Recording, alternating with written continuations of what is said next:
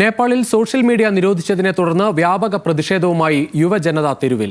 പോലീസും പ്രതിഷേധക്കാരും തമ്മിലുണ്ടായ ഏറ്റുമുട്ടലിൽ 16 പേർ മരിച്ചു, 100ഓളം പേർക്ക് പരിക്കേറ്റു. സർക്കാർ വിരുദ്ധ മുദ്രാവാക്യങ്ങളുമായി യുവാക്കൾ പാർലമെന്റിൽ തള്ളിക്കയറാൻ ശ്രമിച്ചു.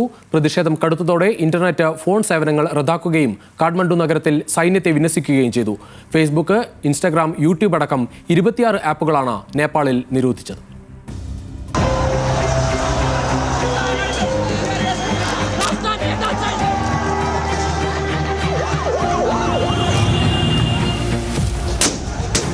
Facebook, X, YouTube, WhatsApp, LinkedIn ഉൾപ്പെടെ 26 സാമൂഹ്യ മാധ്യമങ്ങൾക്ക് ഏർപ്പെടുത്തിയ വിലക്കിനെതിരെയാണ് ജൻസി വിപ്ലവം. ഈ നിയന്ത്രണങ്ങൾക്കെതിരെ നിയന്ത്രിക്കാനാവാത്ത തരം പ്രതിഷേധത്തിനാണ് നേപ്പാൾ സാക്ഷിയായത്.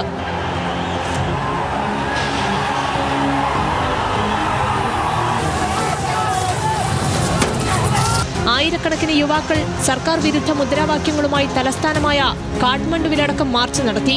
പ്രക്ഷോഭം പോലീസുമായുള്ള ഏറ്റുമുട്ടലിലേക്ക് എത്തുകയും ചെയ്തു.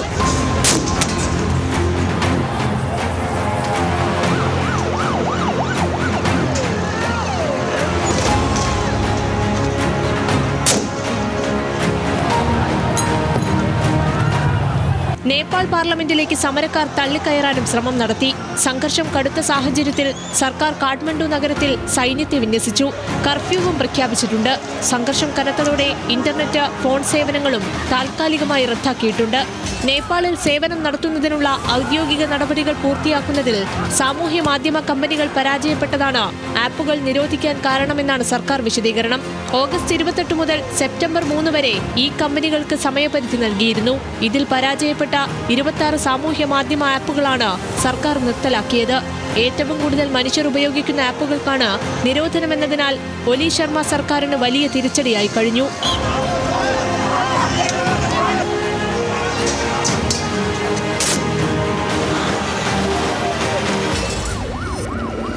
International desk, news Malayalam.